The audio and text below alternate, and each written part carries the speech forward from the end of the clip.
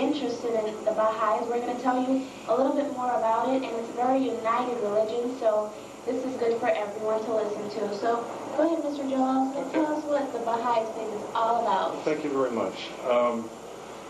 As you said, we're going to be having a meeting Sunday evening beginning at 5 o'clock at the Baha'i Center on Cristo Rey Road in Santa Elena. And we are going to be talking about Bible prophecy fulfilled. This is something that most people find extremely fascinating. It's something that everyone is interested in. And we are going to be showing a little bit different perspective on this, because we are going to be approaching the topic of Bible prophecy from the perspective that it already has been fulfilled. This is not guesses about how it might be fulfilled. This is how it already has been fulfilled.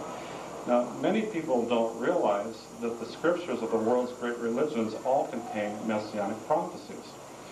Not only does Christianity have messianic prophecies, but so does Judaism, so does the Islamic religion, so does Buddhism, so does Hinduism, the Native Americans, and I'm sure that the Central American tribes also have messianic prophecies. And these prophecies all promise that God will one day send us a promised one, whose teachings will unite all of humanity into one loving family. And what the Baha'is are saying is that these prophecies have already been fulfilled. This great teacher has already appeared, and that his teachings will unite the planet. That his teachings will bring the diverse peoples of the world together, not only in Belize and Central America, but in the entire world. The Baha'i faith today is one of the most widespread religions on earth. It is well established in all the countries of the earth. The Baha'is are represented by people of every racial background, every tribe. The literature is translated into over 800 languages, and the Baha'is are unified on a global scale. The Baha'i faith has maintained its unity. It has never split, and the entire purpose, the entire focus of the Baha'i teachings is to establish unity between people. Baha'is believe that all the religions of the world, the major religions, come from the same source, that they are all different chapters in the same book, that they're a connected process. So Baha'is do not view religions such as Christianity or Judaism or Islam as separate things. We view them as connected and part of the same process, part of the same unfolding progressive process. And Baha'is believe that religion should be the cause of unity, that religion should not be the cause of war and people arguing, that it should actually bring people together. And Baha'is also believe that religion should be in agreement with science and with reason. So many of the various churches or many of the various religions teach things that just don't seem to be very consistent with science. The Baha'i faith teaches that if what you are being told doesn't really make much sense, then maybe there's another meaning to what it's saying than the obvious. The one thing that I can think of in particular right now is that some churches teach that people fly away into the sky and that people are going to be coming flying back down. The Baha'i faith teaches that these things never were literal in the past, and that these things all had spiritual meanings to them. One of the prophecies that we will be discussing Sunday is the prophecy that actually caused the Jewish people to turn away from Jesus. And that is 2,000 years ago, Jewish religious leaders said to Jesus, how could you be the Christ, when it very clearly says in our prophecies that before the Christ is going to appear, that Elijah the prophet has to return from heaven. And that was a very good question, because back then the Jewish religious leaders also had very literal expectations, and the Jewish religious leaders expected the literal physical return of Elijah from heaven. And if you know the story from the Old Testament in the book of 2 Kings, it says that Elijah ascended into heaven in a chariot of fire. And then in Malachi, in the last chapter of the Old Testament, the prophet Malachi says that before the Christ is going to appear, that Elijah is going to return from heaven. So the rabbis of Jesus' day said, how can you possibly be the Messiah? No one has seen Elijah return from heaven. No one has seen Elijah return from heaven in a chariot of fire. And they said, until we see this happen, we will know that anyone who claims to be the Christ is a lying impostor. And this was a difficult question that Jesus had to explain 2,000 years ago. And if you look in the 17th chapter of Matthew and in the 9th chapter of Mark, Jesus explains this. He said that the prophecy was true and that it had already even been fulfilled.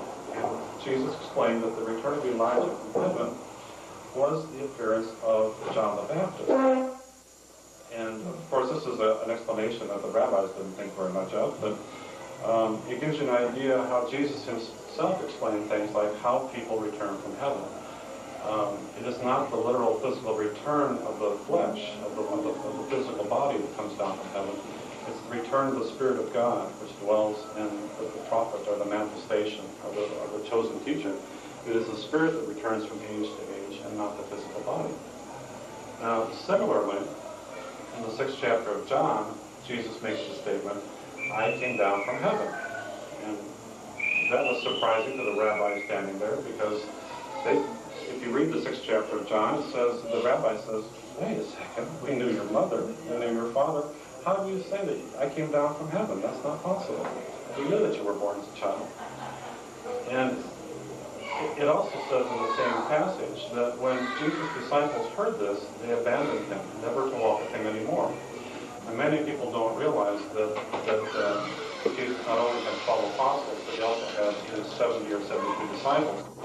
And it was the 72 disciples who abandoned him when Jesus made the statement, I came down from heaven. And as Jesus was standing there watching his disciples walk away, knowing that they were not ever going to come back, he turned to those who were still with him and he said, when I say things like, I came down from heaven, what I'm talking about is spiritual things. He said it's the spirit that counts, not the flesh. And so, two examples from Christianity of the two founders of the Christian movement were John the Baptist and Jesus himself, very clearly say that 2,000 years ago, Jesus explained that John the Baptist had come down from heaven, that John the Baptist was the return of Elijah from heaven, but it wasn't the coming of the body, it wasn't the coming of the physical flesh, which came down from heaven, it was the return of the Spirit and power. And the same thing is true with Jesus' own statement when he said, I came down from heaven. He wasn't talking about his fleshly body coming down from heaven 2,000 years ago. It was the descent of the Spirit of God, or the presence of God, which dwelled in Jesus. And this is how the prophets have returned in the past. Now, what many people don't know is, once again, to restate what I said earlier, that all the world's religions have messianic prophecies.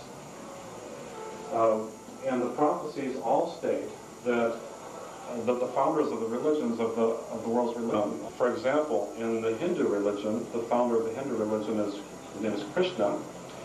And Krishna said that whenever there is decay of righteousness and there is exaltation of unrighteousness, that I myself return for the destruction of evildoers for the sake of firmly establishing righteousness. I am born from age to age. Now, Krishna said this, the founder of the Hindu religion. And as Christians know, Jesus essentially said the same thing, that he himself would return. And Jesus also said that I will send you another comforter, or that God will send us another comforter. The word comforter is a little bit misleading. It comes from the original Greek word alon parakletos. And the word parakletos essentially means another prophet like me. God will send you another prophet like me, which is a paraphrase of Moses. Moses in Deuteronomy 18 said, the Lord God will raise up for you a prophet like me. You must listen to him. So what Baha'is would say is that all the religions are essentially saying the same thing, that they all have messianic prophecies, that they all have either foretold the return of their own prophet or the appearance of another prophet like him. And I could make similar statements from Christianity, from the Islamic religion, from the Buddhist, from the Zoroastrian. All of these religions foretold a time And what is fascinating is when you compare the prophecies side by side, they all foretell a time in the middle of the 1800s. Now, I know in Belize you have many different Christian groups who had their beginning in the middle part of the 1800s. You had people like the Seventh-day Adventists who taught that 1844 was the year that Christ was supposed to return. You have people like the Mormons who, in their prophecies, in section 85 of their book, Doctrine and Covenants, say that a great forerunner will appear in the year that Joseph Smith was shot. And Joseph Smith was shot in 1844. You have groups like the Jehovah's Witnesses who began in the Adventist expectation period of the 1840s. All these groups have their origin at this time period, that the 1844 was the time when the Christ was supposed to reappear.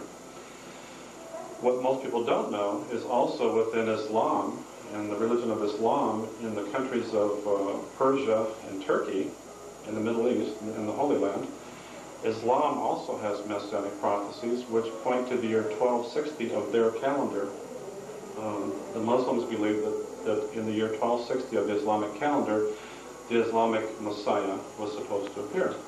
What is fascinating is the year 1260 of the Islamic calendar is 1844 of the Christian calendar. So as we begin to see that the prophecies of the religions are all pointing at the exact same year. What the Baha'is believe is that the prophecies indicate the year 1844, that it indicates the appearance of God's new prophet, that it is the return of Christ, it is the return of Krishna, it is the return of Moses, or the prophet that Moses said would come. It's the coming of the Shabaram of the Zoroastrians, it's the coming of the fifth Buddha of the Buddhists. The Native American prophecies also foretell his coming. And that in 1844, the great teacher actually appeared. That this was not there was no great disappointment, there was no mistake. That 1844 actually is the year foretold in all the world's religions, and that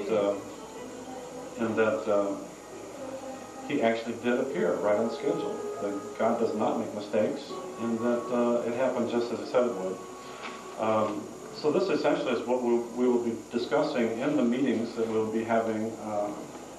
The one big meeting at 5 o'clock this coming Sunday at the Baha'i Center on Cristo Rey Road.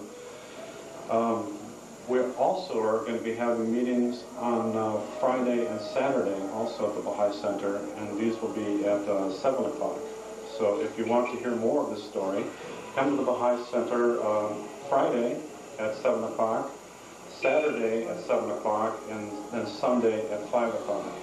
And then we will also be traveling around the various communities in the area, visiting with some of the other Baha'is and with some of the other Christian groups and discussing this with them.